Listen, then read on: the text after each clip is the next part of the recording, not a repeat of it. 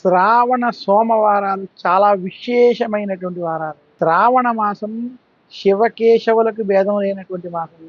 ఈ మాసంలో విష్ణుమూర్తిని, ఈశ్వరుని ఆరాధించడం, మంగళవారాల్లో అమ్మవారిని, శుక్రవారాల్లో లక్ష్మీదేవిని పూజించడం విశేషం. అందులోనూ శ్రావణ మాసంలో వచ్చేటువంటి సోమవారాలు శివారాధనకి చాలా ప్రాధాన్యత.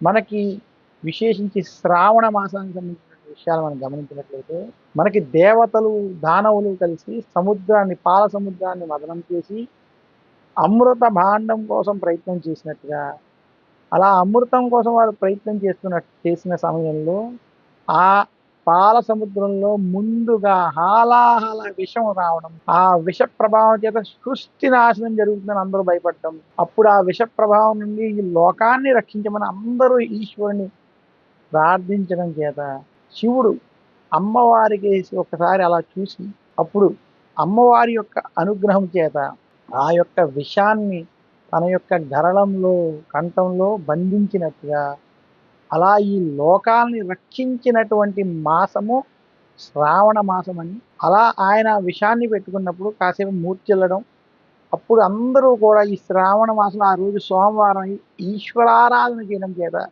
ఈశ్వరుడు మళ్ళీ తిరిగి మేలుకొనడం, ఆయనకి కంఠంలో సర్పాన్ని, ఇక్కడ శిరస్సు మీద చంద్రుణ్ణి కూడా పెట్టడం, ఈ జరిగినటువంటి కథంతా కూడా శ్రావణ మాసం, శ్రావణ సోమవారాలతో ముడిపడి ఉందని ఉత్తర భారతంలో చెప్పబడింది.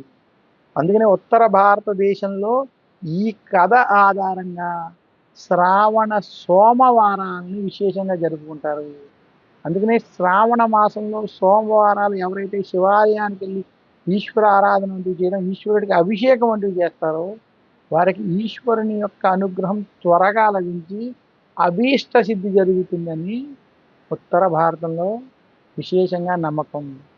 ఈ రకంగా శ్రావణ సోమవారాన్ని శివారాధన చేసినటువంటి వారికి శివానుగ్రహం త్వరగా లభిస్తుందని శ్రావణ మాస మహత్యం కూడా తెలియజేస్తుంది.